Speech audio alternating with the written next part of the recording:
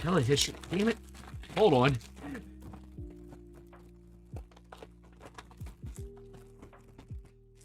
I literally just started getting stuff unboxed. Give me a second, okay?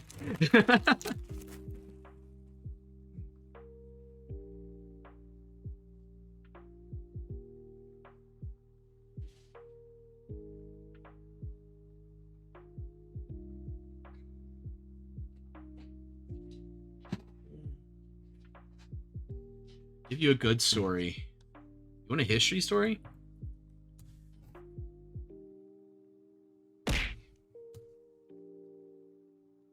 Yeah, alright. Alright, we have... Oh, let me get into my storytelling mode here. Shh. Alright. For the record, while I'm on these streams, I can't adjust where the throne stuff goes, so it will not hit me while I'm here right now. Anyway, what do we have? We have Clement V, Avignon in the Templar.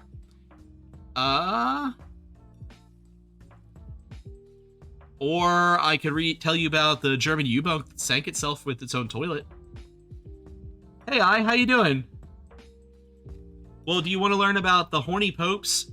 Well, I mean, what led to the Western Schism, or do you want to learn about the U-boat that sank itself? So I don't know how much Gundam you know, but Lunecra, I had her choose 2 of my backlog Gunpla and for tonight. And then it was the Shenlong Gundam from Wing and the Gundam Lefrith from the Witch from Mercury prologue, and Lefrith has been selected to be the first one we build tonight. I don't know if we'll get to the second one. Yeah, no, Clement V is the lead up to the schism. So we'll talk about the U-boat though. I like this story. This story is really dumb. Okay,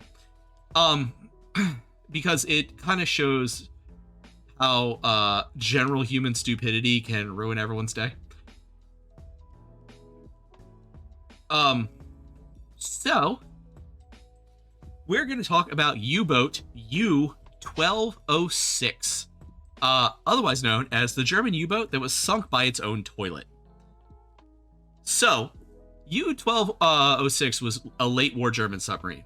It was launched in December 1943, not fully commissioned until 1944, I believe in March. It was used as a training sub because since the war was kind of at a weird spot, they used a lot of their new models as training subs because everything else was out in the battlefield.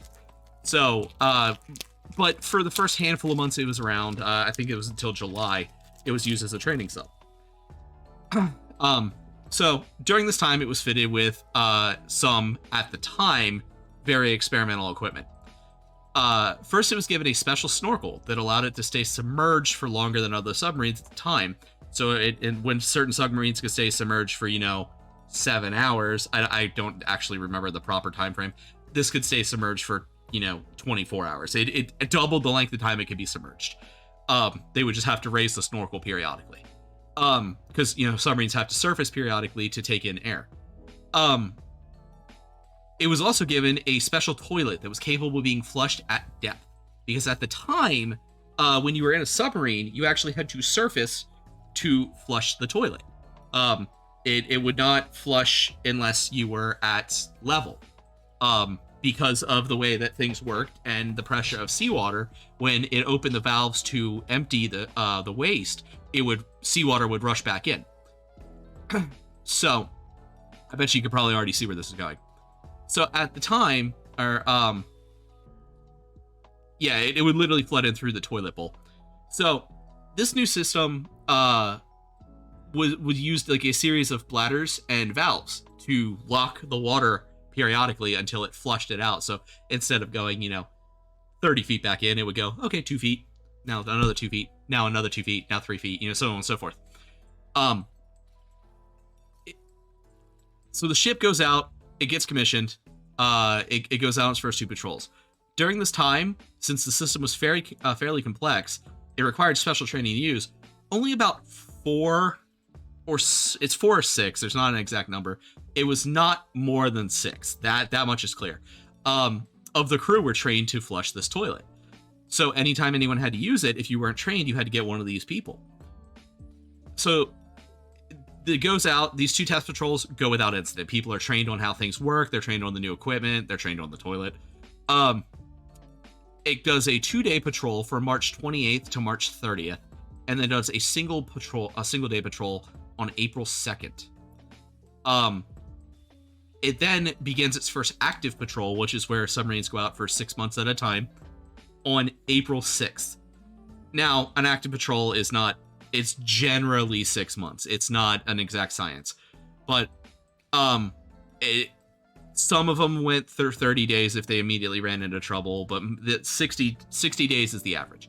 Or 6 months is the average, sorry. Anyway, so this all goes down on April 14th, 1945.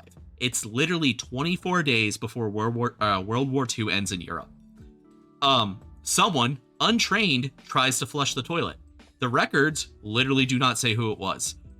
It's generally agreed upon that it was an officer who thought they knew better, as officers are wont to do. As everyone said that would happen, seawater flushes back in through the toilet bowl and starts flooding the cabin. Well, the boat's battery storage, for some reason, was directly beneath the bathroom, and no one ever thought about this. So, as we saw last night when I was playing Resident Evil, when you have water and seawater hits certain chemicals, it creates sulfuric acid. And when sulfuric acid has reactions to certain other things, such as salt and seawater and certain other chemicals, it creates chlorine gas. So the water pours on the batteries and the chamber starts to fill with chlorine gas. You know, one of those 3 gases that we banned use of after the Geneva Convention. It was, to be fair, it was the least deadly of the 3, but it's still one of the reasons why gas warfare is banned. It literally reacts to the mucus in your body and turns it into hydrochloric acid inside your body.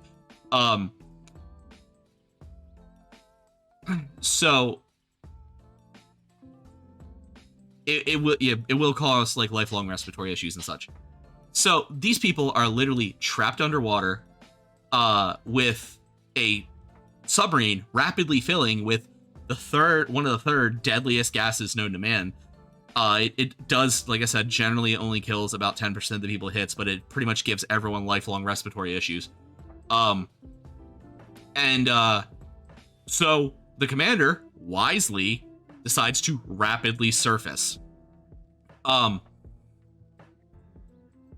Well, the boat pops up about 9.2 miles from Peterhead, Scotland, deep in Allied territory. And of course, they're 9 miles from the Scottish coast. The British see them immediately, and immediately start to bombard them. They get a couple good hits. The ship doesn't immediately start to sink. But to save who he could, the commander, who was 27 years old at the time, this was his first active command. His name was Adolf Schlitt. Hold on, I wrote this down. Adolf Schlitt was his name. That is not a joke at all. His name's Adolf Schlitt. His boat got sank by a toilet. Oh my god, you can't make this up. He's forced to scuttle the vessel. If you don't know nautical terms, scuttling a vessel is literally running it aground to try to save the vessel and the people on board. It doesn't always work. Anyway, so out of the 50 crew, one guy died the day before of a unrecorded illness. He was sick. Don't know why. They never said why he did it.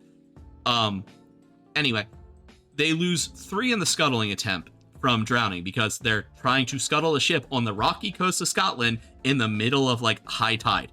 So they lose 3 people to either damage to the ship or from drowning. All in all, honestly, a good record. Dude should be commended for what he did. And then they were held as prisoners in Scotland until the end of the year. However, the dude, like I said, he should be commended for what he did, but he's the only person in history to lose his boat to a bathroom incident. So the man died getting mocked for the rest of his life. So yeah, that's the German U-boat that sunk itself with its toilet. So, you know, just remember, if you're not trained on something, there's a reason OSHA exists. And it's because it'll sink your German U-boat.